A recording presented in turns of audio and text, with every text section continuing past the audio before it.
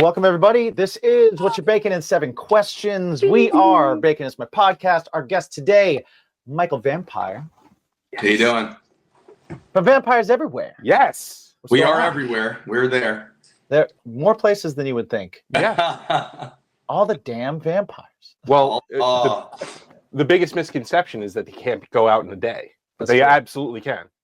If Twilight has taught us nothing. Well, they don't sparkle. I don't like the ones. I don't sparkle like diamonds, but I mean, I consider myself a day walker.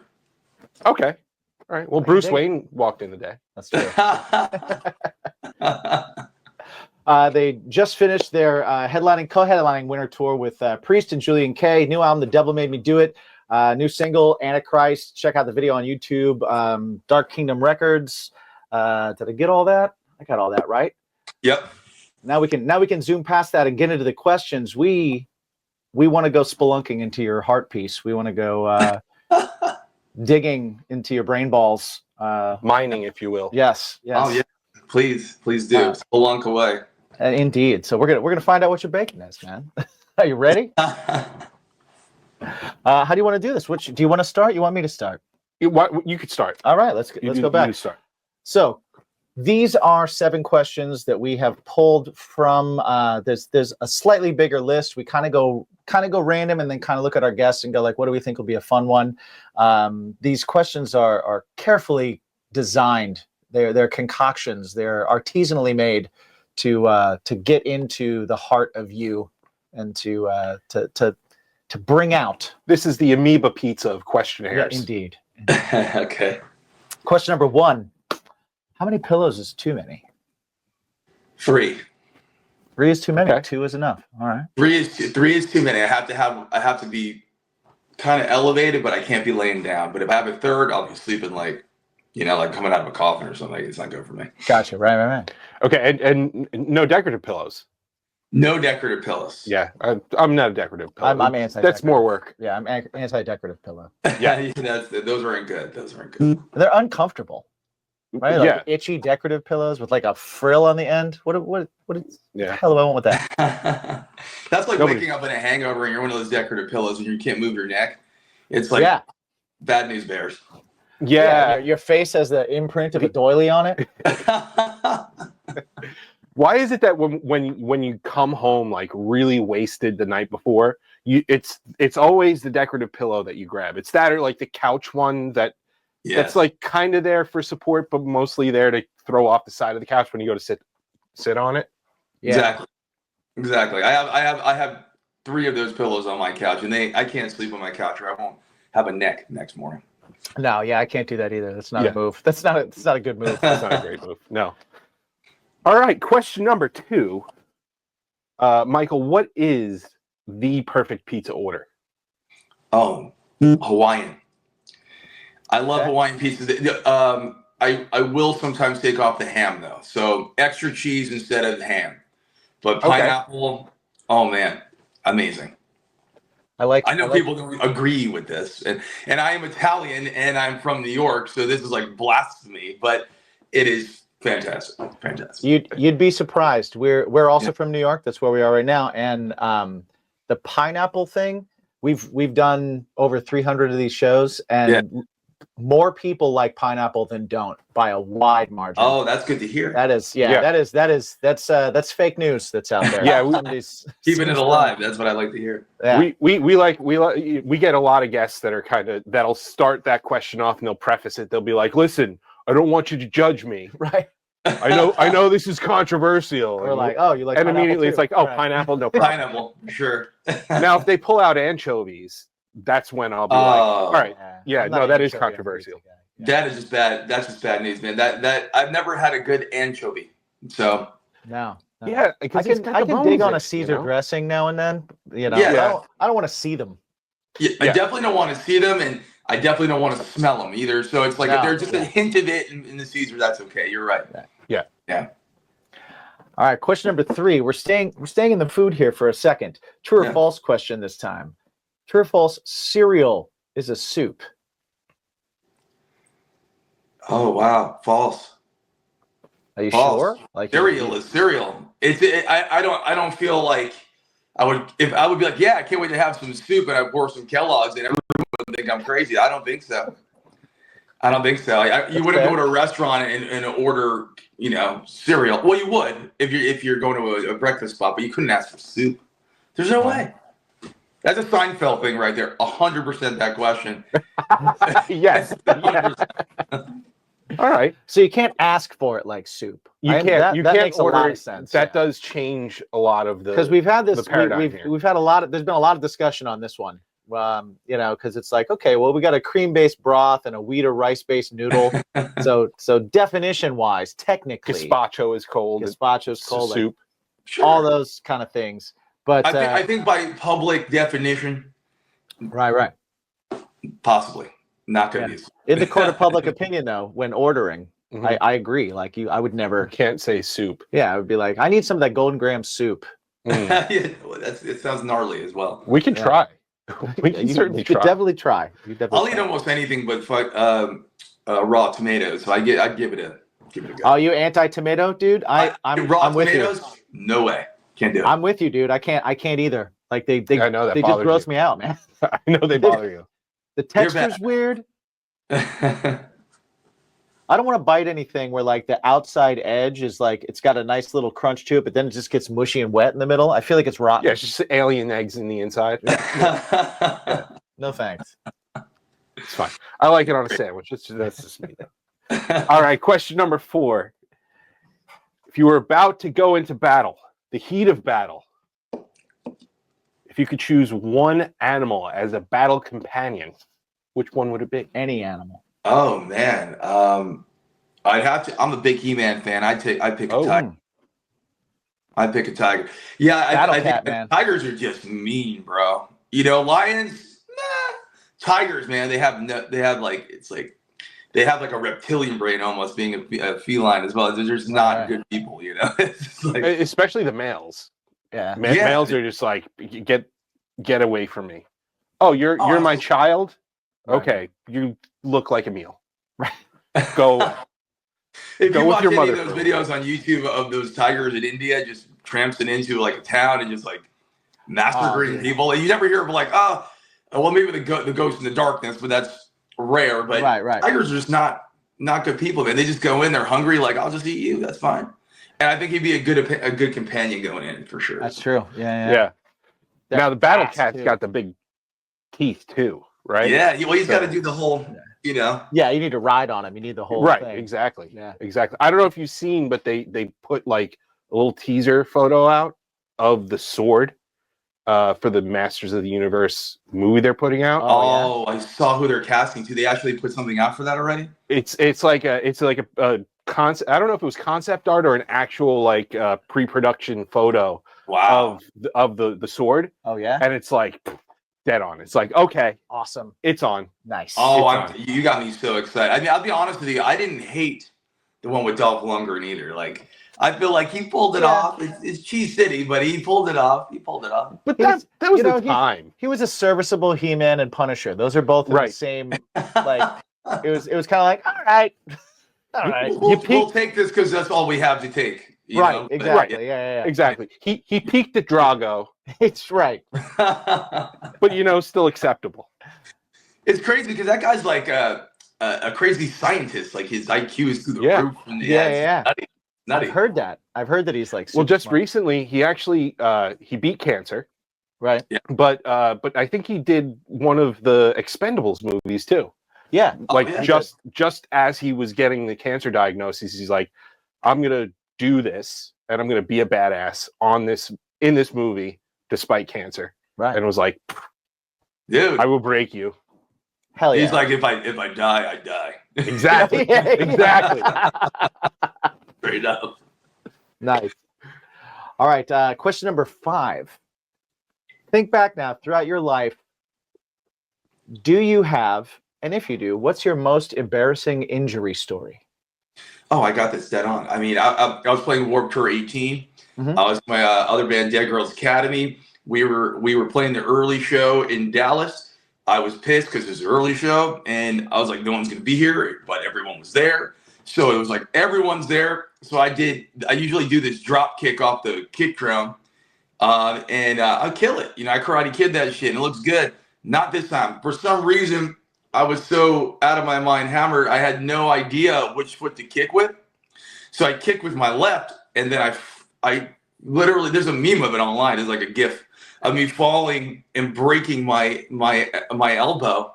Oh no! And then blacking out, and then in the middle of our biggest song, and I woke up, and I kept singing, and I guess I picked up by the bridge. That's what they said. I don't remember. And then I went to the merch booth, but Kevin Lyman's like, "Yo, you need to go to the hospital, bro." I was like, "No, I'm good." So they forced me to go to the hospital, and I had this broken elbow, well, sprained elbow for a while, man. I still pretty fucked up. Oh wow, that's a good one. Yeah.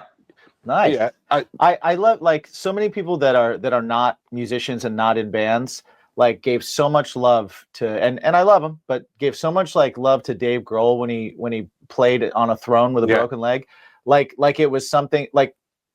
There's not one musician that I know from local to big that wouldn't do that. Yeah, like we're all just like, yeah, man, shows happening. Bro, you're right in the mix. You got to keep going.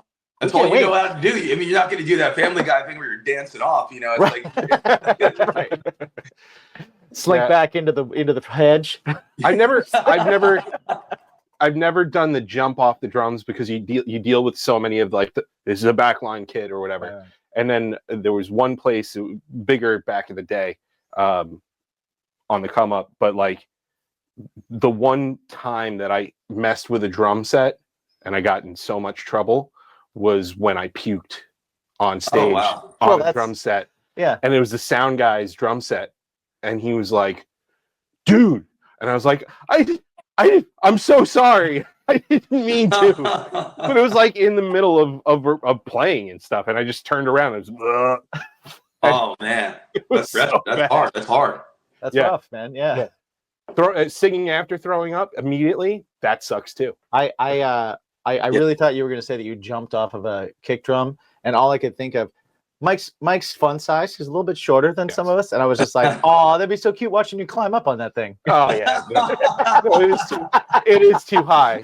It is too high. I need a safety. I need a safety net.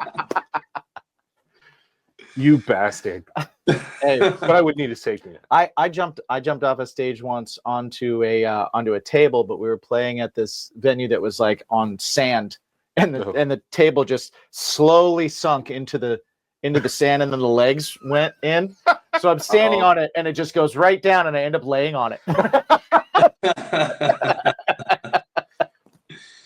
Sand's unforgiving, that's for sure. Yeah. I will say, like the fact that you got so messed up on stage, like that sucks. The worst thing I've gotten on stage is like an ankle roll, and it was. You remember the place used to be called Ultrasound Lounge? I think it was called. Yeah, I remember that spot. Here in Long Island, and it had like the nub for a stripper pole, dead in the middle of the stage, and I was walking around playing and just hit it the wrong spot, rolled my ankle, and I'm like, it's the worst.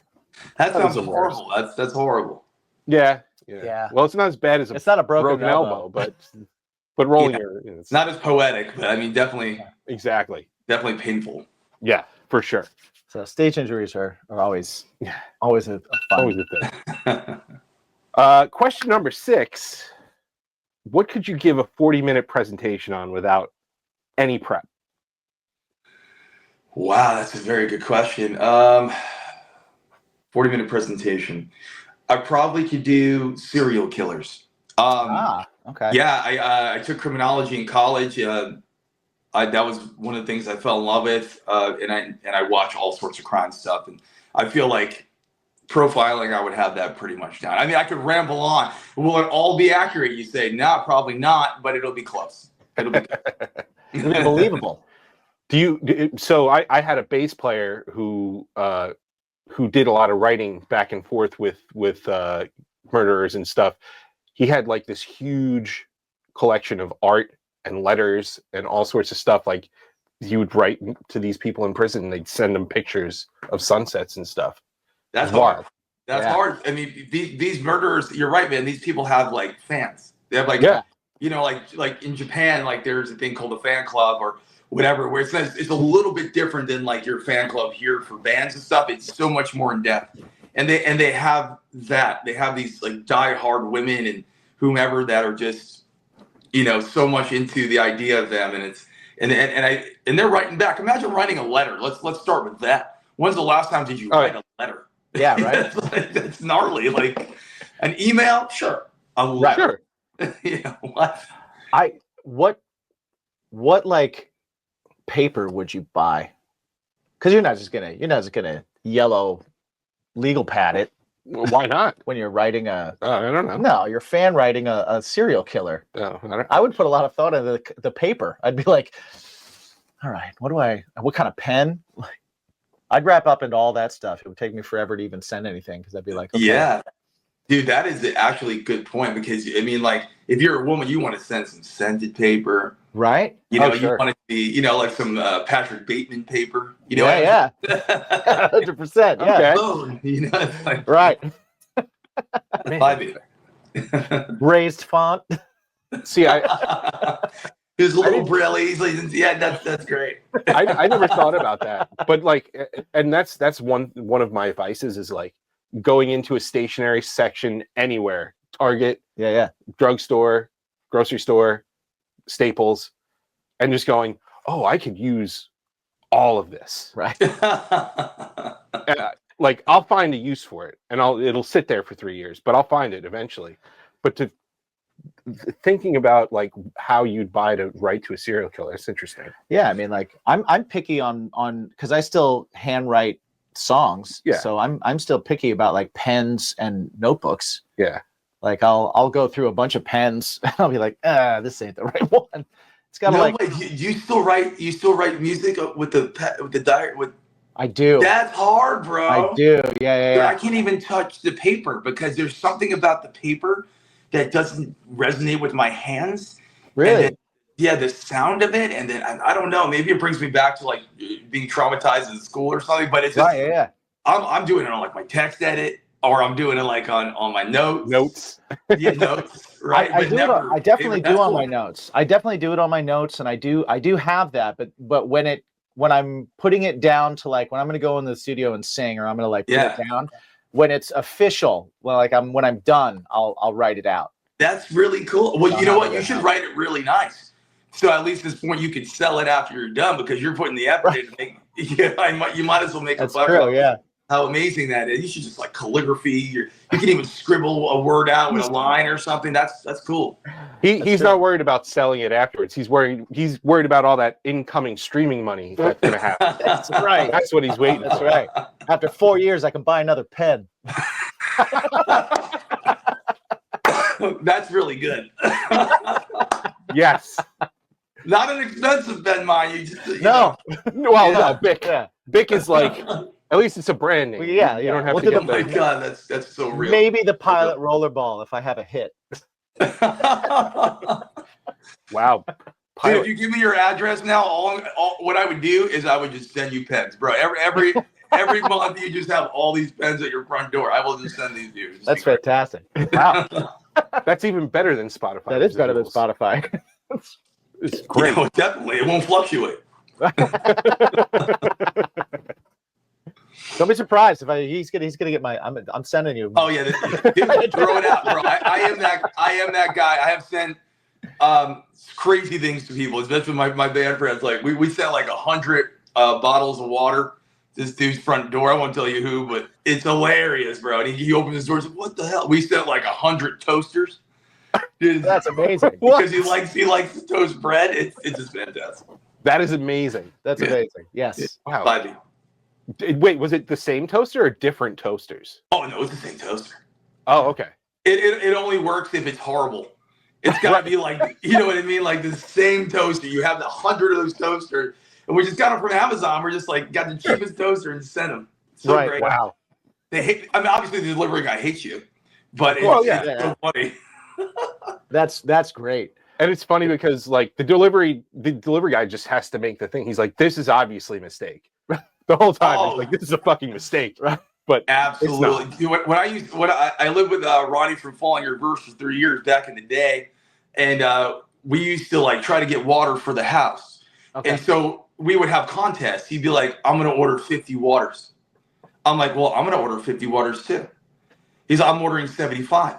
And then we keep going up and we press and we buy these waters. Right. And then the poor guy, is delivering. We open the door and he's just delivering waters, dude. And it's all out there. You just feel terrible when you afterwards, but it's like, damn, bro.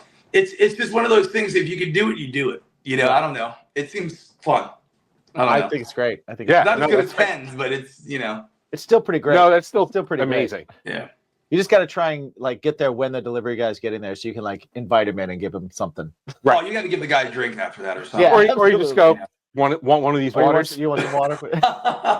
Take a case. Because then you're telling him to take one back to his truck.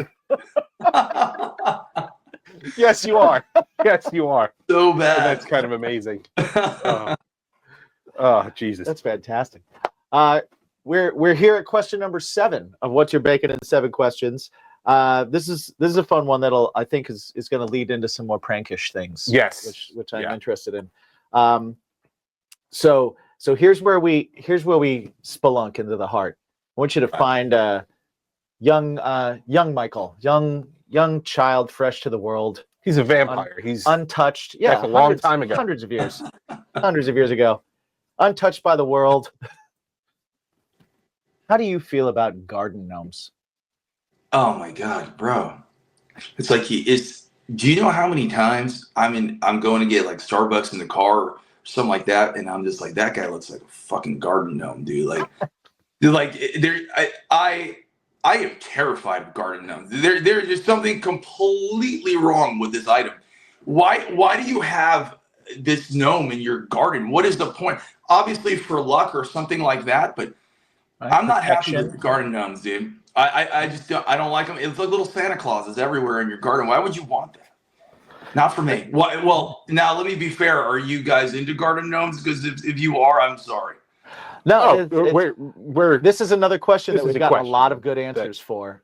We met a guy in a band, a touring band, that was like, I actually, as a hobby, I buy and paint garden gnomes in my garage. And we were like, you are making that shit up. And he turns around and he pulls out this blank gnome. This unpainted white ceramic gnome. And we were like, well, don't sleep over that guy's house, bro. That guy's one step from wearing your skin.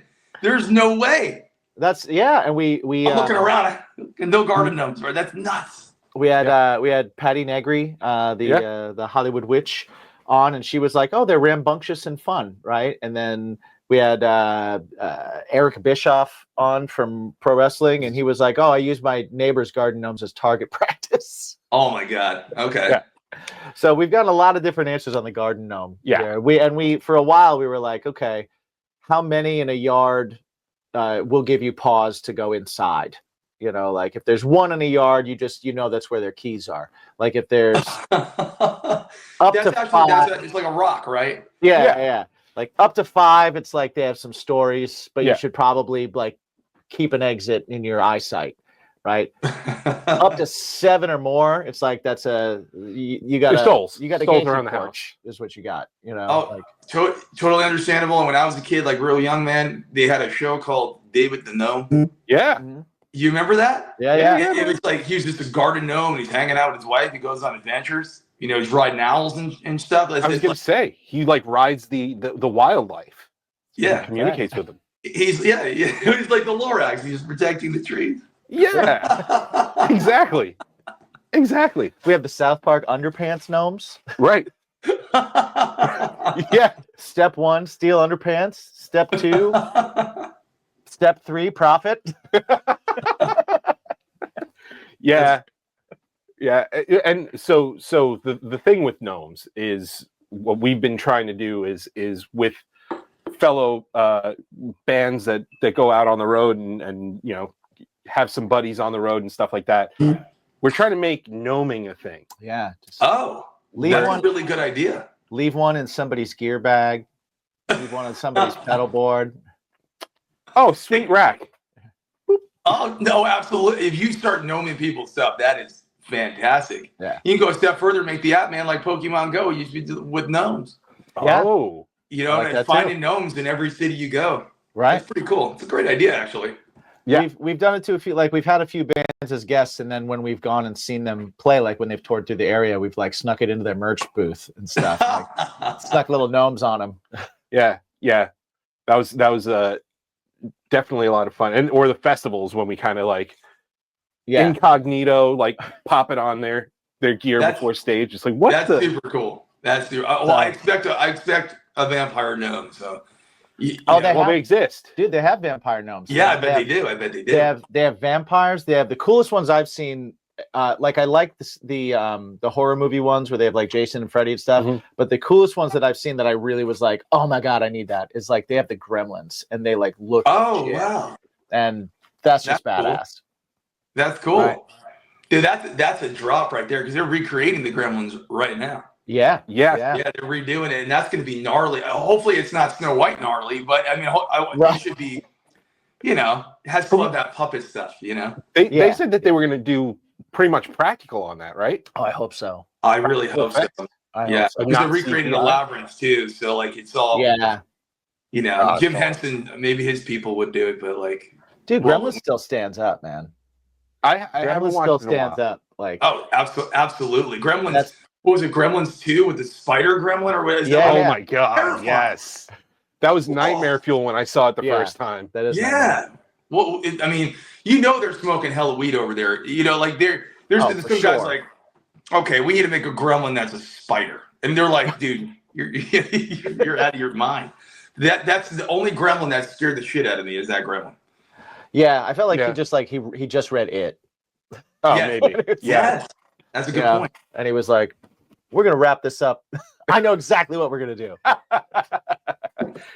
Yeah, I'm glad they're like a lot of these companies are going back to like practical effects and stuff like that. Because I think absolutely.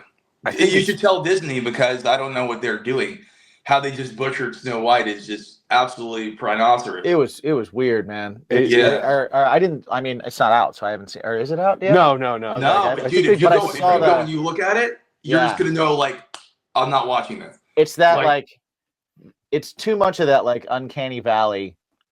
Yeah, it's CGI, but it's not like it's CGI. Yeah, it's like it is computer. There's nothing to say this is actually really a dwarf. This is a computer image. Yeah, it sucks. I feel like it's got a lot of that like 300 vibe.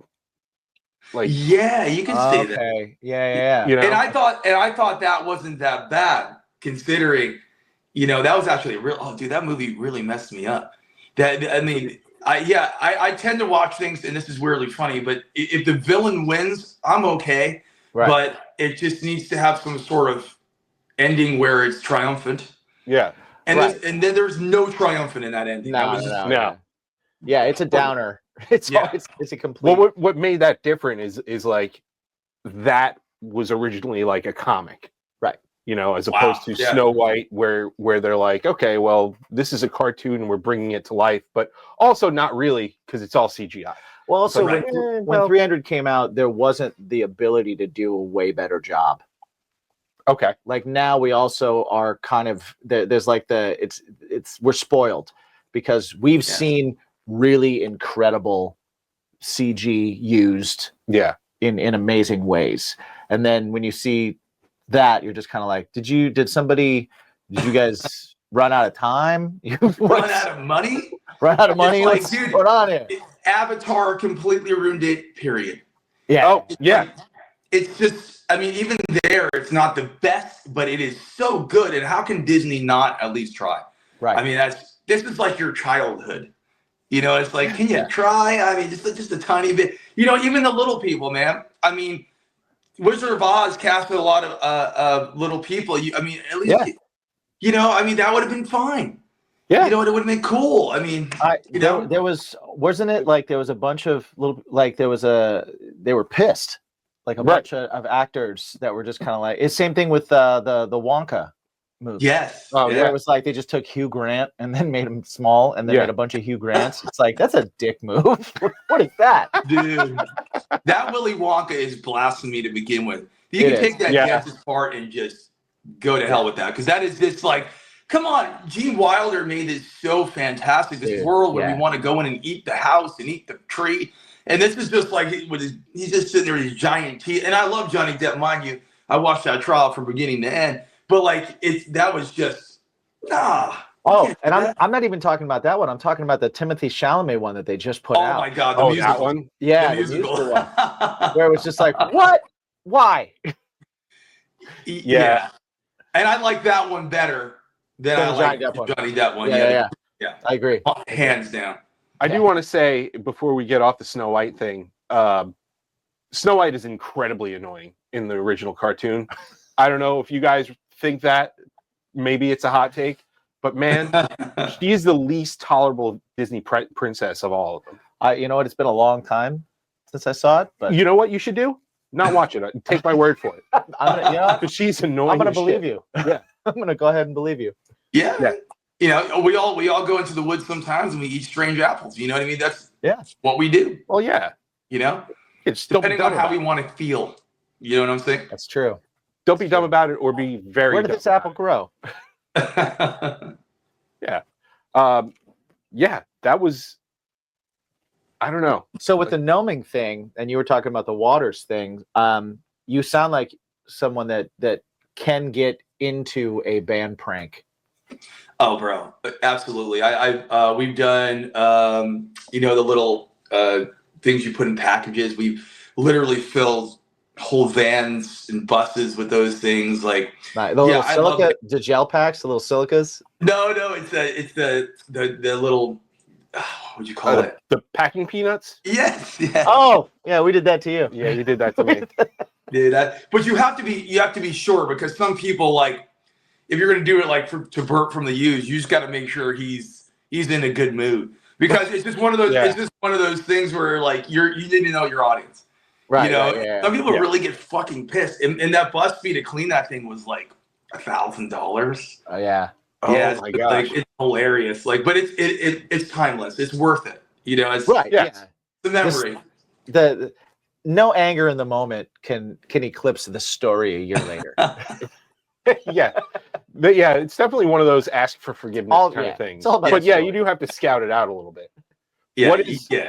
What would you 100%. say is like the greatest? Like we've asked a few bands, because we've gone on the prank tangent or whatever, and there's always like that. That's how we became friends. Yeah, because our bands inadvertently got into a freaking prank war, because his drummer at the time wrote all over a Billy Idol poster. Oh, yeah. I'm a Billy Idol fan, man. I covered one of theirs. Yeah. We are too. So their band just got blamed for it because it was at our studio. But someone hung the poster in the bathroom behind the toilet. Right. And it was like, come on. So Billy Idol got to stare at Billy Idol while you took a piss. Yeah. And his drummer, which put the name of my band at the time. Yeah. It was just we just FFR said, rules. We just said you guys rule. Right. And then the manager of the studio calls us up and he's like, you know why we're calling you? You need to come here now. And I was like, okay. And he's like, what is this? And I was like, what is what? And he's like, what is this? And I was like, why would I write FFR rules on somebody else's shit? Why would I do that? That's the dumbest thing ever.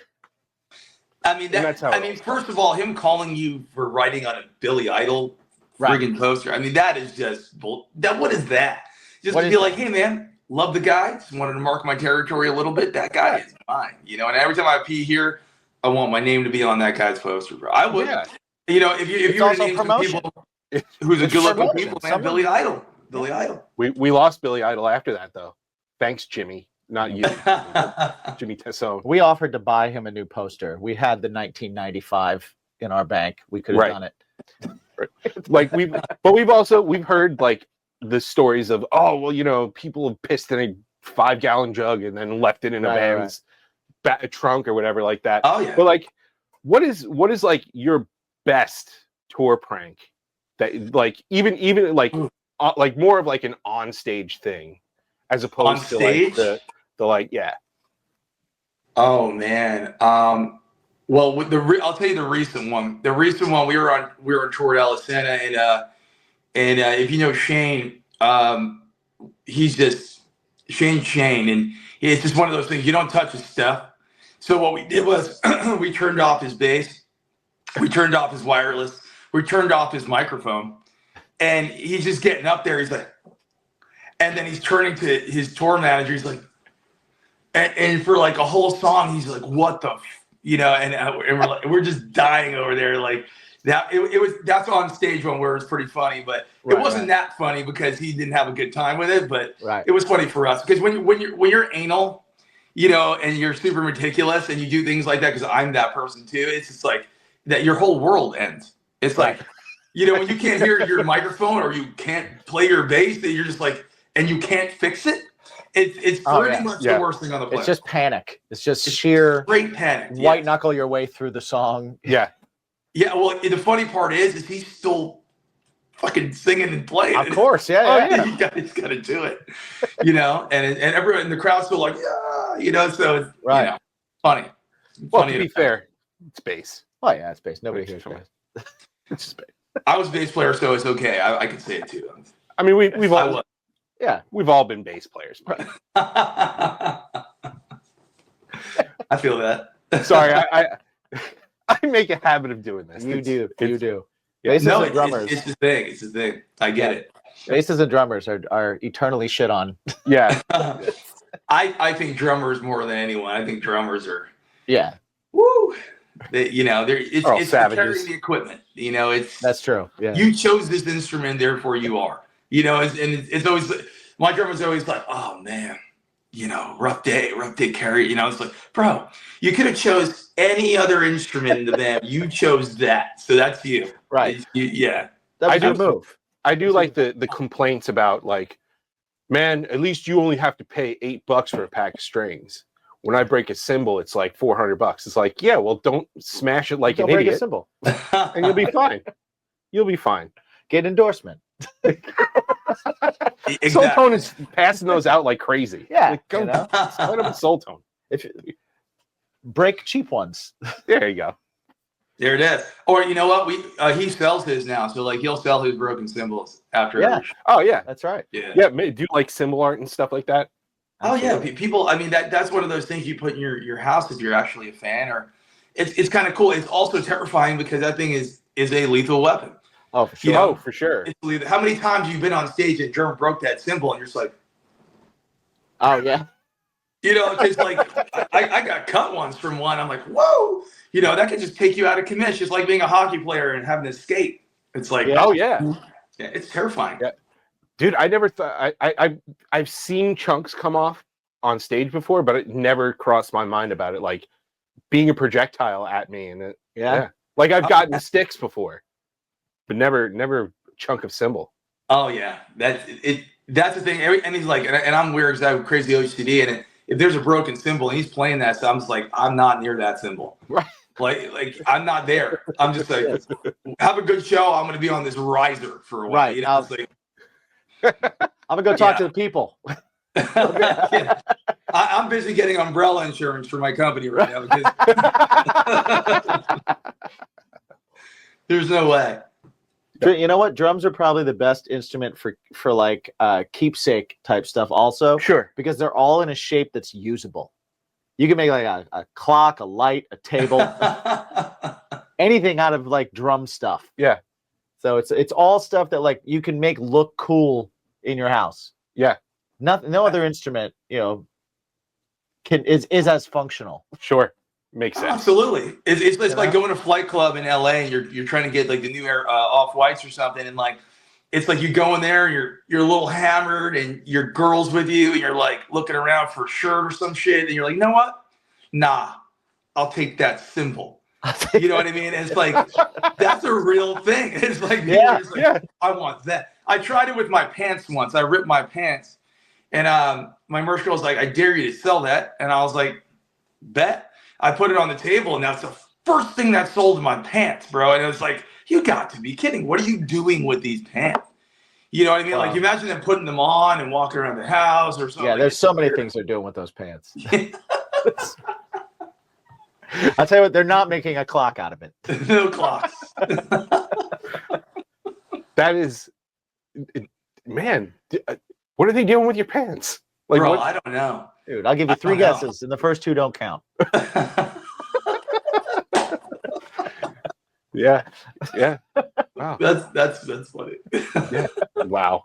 Well, so the name of this show is What You're Baking in 7 questions. So what we like to ask everybody at the end is we equate bacon to like something that makes your life just a little bit better, Makes right? every plate it's on better. Any plate it's on, siding, topping, main course, side, topping, main course, whatever it may be, makes life a little bit better. And like for a lot of people, it is music, right? But if you're a career musician, that's your job. So what do you do to what do you have in your life that kind of enhances it, that turns your brain off, that, you know, what's your what do you nerd out escape? about? What's your escape? What's your bacon? Oh wow. I would have to say Las Vegas for me. I like when you get off tour and you're in a place and it's I lived in LA for so long and it was just so depressing. I guess my bacon would be living here in Las Vegas and having a 24-hour playground where I can just be myself. And at any point in time, if I wake up at 4 a.m. and I'm like, you know what I need right now? I need some bacon. I could just go to just the casino down the block, man, and I could have that and a Bloody Mary at 4 a.m. And this has been my solace. So I would say for me, it is definitely where I live, and it is definitely Las Vegas. And this has been an experience for me living here now for almost 5 years, where somewhere I could just not care. You know what I mean? It's not, what the beauty of it is that LA is so pretentious, and here this is built around the industry, like the workers, the bartenders, you know, and everyone's so goddamn down to earth, and you know, it's one of those things. They don't care who you are, they don't care what you do. It's like, let's have a drink, let's have some fun. So that for me, that's it. I mean, Las Vegas, 100%. Dude, I lived in Vegas for a year. And absolutely loved every second of it. I would move back there tomorrow if the opportunity was there. Like you're absolutely right. It's like the anti-pretentious city. You know, it's so cool. I loved it there. So I liked the last time when I was there with you. It was like just pre-COVID, kind of, because like the first time I was there, I went with my wife, who was extremely sick at the time. And it was just like, all right, what are we going to do? You're sick. Like, it's nothing to do. And we're not gamblers either. Right. That's the other thing. It's like, we're not gamblers. So we stayed on the strip. We're not gamblers. We didn't really do much. But then when I went with Jimmy, we only had one night, really. And he was like, we should go to Fremont. And I was like, oh yeah, no, this is my vibe. This is not the strip. Like, and off of Fremont. Like, the little off. And then we ended up going into like that piano bar, right? Yeah. Where everybody went when everybody got off at the casinos. Yeah. Get some evil pies. Oh yeah. Well, Fremont Street's the vibe, man. It's I live in Summerlin, so I'm like 20 minutes out or a little less from this from the strip. So I have 1 foot in, 1 foot out. But I mean, even down the block from residential over here, you have Red Rock Casino that's open. You have weird little spots called Dottie's or this or that, and it's like, dude, they're open 24 hours and they're willing, you know, they're serving at all times. It's not like, I sound crazy. It's not like I have a problem, but it's not that, you know, during the week I'm pretty chill, but it's just the idea of having that resource when you want it, and having the people just being so nice. And I don't know, next time you guys come see me, we'll go Vegas, man. I mean, hell yeah. Sweet. Are you a gambler at all or no? Am I what? A gambler at all? No, I'm not like a habitual one. I will now and then throw a couple dollars in a machine or whatever, but I mean, I've won a couple times, and I think that's the addicting part. It's like, even when we were going through, like, we were coming up through to go to Salt Lake City. There's a place right before Salt Lake City. I guess you could call it Never Never Land, because that's where all, you know, the Mormon culture gets stopped before they're judged. Right. Oh, okay. Yes. It's like, but there's casinos, and it's like, I won like, you know, $1,000 there, just putting in $1. And I can understand how it can become, you know, Sure. I want to keep doing this sort of thing to win. But I mean, if you're a rational guy, you're like, that's probably not the odds. But and that's Yeah. because they make you win a little bit, so you put more in, then you lose. You know. I bartended at Caesars. Oh, sick! Yeah, and I saw there was so many times where like I saw the same person 2 or 3 days in a row, and it was like one day they were buying around for the whole bar, and they were throwing me a couple $100 tip, and then the next day they were asking for like a drink and seeing if anybody could, you know, and it was like I saw that happen so many times where I was like, yeah, I think the move here is like I'll throw money in at the machine at the bar and get some free drinks. Yes. Yeah. And then I'll just move on. You know, and that's brilliant too, man. It's like I'm still not used to that. Yeah. You know, my girlfriend is, she lived for a long time, so it's like one of those things like put $1 in, you know, you just drink for free. Right. And the whole concept to me is bananas. It's like, so you're gonna give me a $20 drink because I put $1 in this machine? Right. Game on. And I can take my $1 out now too. Right. Okay. All right. It's so great. Yeah, it's a vibe. It's the vibe, man. It's you know, being a musician and touring and stuff. This everyone thinks it's just a grandiose thing. It is the most stressful thing on the planet. And you know, no one thinks we have real jobs. You know, so it's like, oh yeah, you can tour around, yada yada. It's like, bro, you have no idea what I'm doing right now. It's like, so getting off that rocking, you know, that rocking chair for a while, then coming in and having your moment, man. It's been the most relaxing thing for me, 100%. That's awesome. That's so cool. Yeah, being a band is an 80-hour work week for a 35-minute, 40-minute release. Exactly. Yes. Yeah. Exactly. Well, especially because now you got a meta ad and you got to do all these things. Like I'm just like sitting here running meta ads for my tour. I'm like, what the hell am I doing right now? You know? I am so. I remember when I was a kid and I was like, I want to go on tour and be on a laptop all day. That's what I want to do. So we just launched a new project, he and I, with another buddy of ours, and when our buddy, the singer of our band, Andy, when he goes, I'll take care of social media. Oh yeah. I was like, we were like fucking jackpot. Thank you. Thank you. Yes. Sweet. Okay. Hey, that's fantastic, man. I mean, my drummer technically takes care of TikTok and whatever, but it's like I'm so meticulous. Like I'm always on it.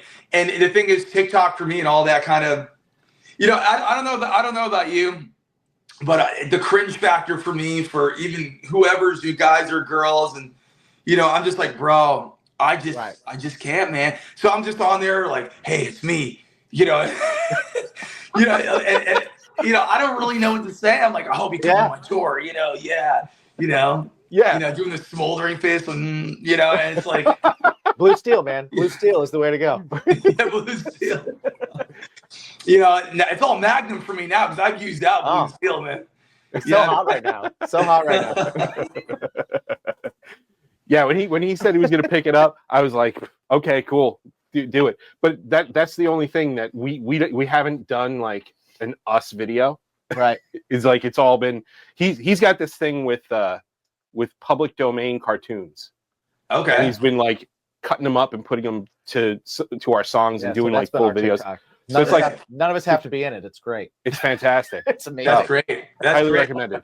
You know what? I've done it. I've done anime ones. Oh yeah. Super cool. Yeah, bro, come on. I mean, nowadays with like this crazy green screen and CGI, I mean, you see all falling reverse videos, motionless one. It's one of those things. It's like, do I really need to? You know, and it's like, I'll just take my shirt off, man. I'll stand there, and you make me fly around. You know what I mean? It's like it'd be fine, but it's give me that positions. old school mentality for me. I'm sure you have it too. It's like, no, there needs to be a warehouse. We need it. Right. Yes. I can't escape it. I don't know why. I think that's probably why we haven't been in any, because it's like, should we shoot something? And it's like, well, then we need a full band thing. We need some live footage, and we need this, and we need that. And it's like, no, we don't. It's like, yeah, we do. Yeah, we do. But yeah, You know, it's that same thing. it's something that is just pressed in time now. It's Yeah. like something that YouTube is still prolific. It is still top 5, but it's like people are not going there in droves to, Right. Unless you're Gong Sam. And this is really weird because, dude, I watch really weird food stuff. And there's this guy in Japan, he's called Gong Sam, and he's like straight out of an anime in real life, and he's just doing it because he does it. And then he just mukbangs, man. And he has that little mic on, he's like, when he's eating and stuff. I'm like, and my girlfriend's like, what the hell are you watching right now? I'm like, this is relaxing. And then she started getting into it. She's like, I'm relaxed too. I get it. You smoke a little weed at night, you're watching Gong Sam, you're like, you know what, that looks tasty. It's just super chill. You know what? I'm gonna look for him. I go down YouTube rabbit holes with chefs and cooks and stuff. Yeah. I like Matty Matheson's one of my favorites just because he's. I haven't seen it. I'll look that up. You gotta check him out. He's insane. He's this big dude. He's completely tatted up. If you saw The Bear, he was on The Bear. He was on The Bear. Yeah. He's one of the executive producers. No, I'll check it out. Though. He'll make something and he's like, yeah, you're probably not yours isn't gonna come out as good as mine, but that's because I do this for real and you just suck. So, but you know what? This lasagna will get you laid. And he'll like hold it up and he's like, is this what you want? You want the cheese stretch, you dirty little sluts? Oh my God, I need to watch that, dude. Yeah, you're pulling at my heartstrings right now, man. Dude, that's exactly what I mean. I watch all the food guys that eat the food like Beard. Yeah. Like in Eric the Electric. I went to the point of fault. Like me and Eric the Electric, we're cool because I'm watching this guy's videos. Like I send him merchandise. It's really weird how crazy I got. Awesome. Yeah, it's weird. It's weird. That's awesome. Do you do any of the crazy tasting stuff yourself? I do. I haven't done any like mukbang stuff or anything like that, but I will go and try all the food. Especially on the road and stuff like that. I'll give it a go. Obviously you guys are in New York, but I always try to do the New York vibe. Like my cheat day is always in Brooklyn. You know what I mean? It's like or somewhere. It's got to be good. It's Chicago. Yeah. How do you pass that up? Or Philly cheesesteak? Like I've done them all. And my drummer is from Philly, so it's like nice. We have a feud on what's the best cheesesteak, and I think it's Ishka Bibbles. It's just me. But okay, yeah, that's a good one. I like Frank's. I like Jim's. Yeah, had it. Jim's is good. Jim's good. Actually, maybe this is a hot take, but I think the Denix pork sandwiches in Reading Street Market. You said that is the best sandwich in Philly. Yep. Okay, I haven't had it. I haven't had it, dude. I haven't had it either, dude. Okay, so the key is you got to get there early because once it hits like 11, done. You're waiting out the door. It's pork that's like just in these juices and it just overnight and slow cooked. So it's pork, broccoli rabe, provolone on a fresh Italian bread, and then they take the juices and pour it all over. Take my money. Dude, that is the best sandwich in Philly, hands down. I'm gonna try that. I'm gonna try that. Yeah, next time you're in there about it, he'd probably be like, "Nah, man, it's this place." Yeah, because right. Never agree. Next time you're in New York, we'll take you around Brooklyn. We'll take you. Please do. Yeah, please do. Yeah, man, for sure. So, dude, we've taken up a lot of your time. So thank you for hanging and talking with us. Appreciate it for so long. I think you might have saved me this morning. I mean, I woke up and I was like cold sweat, and my girl's like, "You have a podcast right now." I'm like, "Sick!" And I put on my hat because I swear to God I slept in this, and I got a twisted tea, and here I am, dude. I was like, nice. It's the best, and you guys too, man. I appreciate it, man. This was really fun. This was awesome. Good, man. Dude, yeah. No, thank you. Let everybody know what's going on with Vampires Everywhere. Yeah, let's promote. Where can they find you? Let's promote now. We can promote. I appreciate it. Well, I'm going on tour this March through the East Coast, Florida. Actually, the last date is going to be at the Meadows in New York. Oh, okay. Yeah. Okay. So if you're willing to come out and come buy a ticket, come see me. I'm absolutely bananas. And other than that, type Vampires Everywhere into Google, and we'll come up. Awesome. Yeah. Sweet, man. Nice. I'm excited. Meadows. I'm trying to think. Is that? It's right next to the Monarch. Okay, so it's the smaller one. Okay. Yeah, smaller. That's where. We gnomed Dragged Under there. Oh, yeah. All right, nice. That's So- awesome, dude. I love the Monarch, and I haven't played the Meadows yet. We did the Monarch like 3 times in Alisana. The fans there are just absolutely crazy, and I'm sure you know now, man. Pre-sales are dead. Like it's like Yeah. it's like everyone's stress buying. Like at the end, like all the true. promoters are like, damn, I don't know what's gonna happen. It's like it goes from a certain number to like astronomical numbers overnight. Yeah. I just feel like people's attention spans are different nowadays. It's You know, very they don't want to different. commit. Yeah, it's like, and you got to Yes. and they That's have exactly to like see an ad that day. yeah, exactly. Yeah. You're like, you know what? Well, let's be fair. We do it too because I'll Yeah. be in Vegas. I'm like, oh shit, they're playing tonight.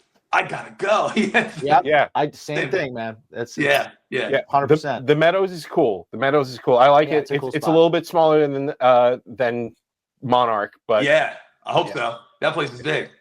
the Monarch, Yeah. we've graced the Monarch stage before. We did Yeah. we did karaoke, live band karaoke of We Bring did. Me to Life We did. Oh you and man, I. that is cool. I would At a- love that. at a Christmas Wow, party. live band karaoke. Yeah, we did Oh. that. I It was sang, pretty I sang epic. my best Amy Lee. Yeah. Let me tell you, he was up there. You did Evanescence. He was up there. This is the stuff I gotta see. This is why y'all need to come here. It's like See, I love to we can see do that. it. We can do it. We'll send you a video. There's Okay, video. please send it to me. Awesome. Michael, thank you again for joining us, man. Yeah, this This is is a really blast, cool. man. That's This really has been a cool. blast. Thank you. Yeah. You get Scary gives you a happy face. Oh, good. Yeah. Good. Guys, thank you for joining us. Go check out Vampires Everywhere on tour. If you're on the East Coast, if you're local, let's go figure out what the date is and let's Yeah, go. Let's all go. Let's make go hang out. The Meadows ain't that Let's far. make it a Bacon is my podcast trip, family trip. Oh, that would be fun. Let's Ooh, do it. yeah, that'd be fun. Let's get Yeah. a caravan and let's take it out. Let's do it. Sweet. Yeah. Sounds good. And So patrons and fans, let us know. Let us know about it, and we'll figure it out. yeah, absolutely.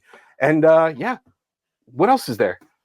Well, I would just say for everyone listening, after checking out Vampires Everywhere, remember every single day when you wake up to ask yourself one very important question. Yes. The question is the name of the show. What is that thing for you that makes your day a little bit better? What is that thing for you that takes you out of the doldrums of life? What's that bit of positivity in a world that sometimes doesn't feel like there's enough of it? That je ne sais That- quoi. That I don't know what.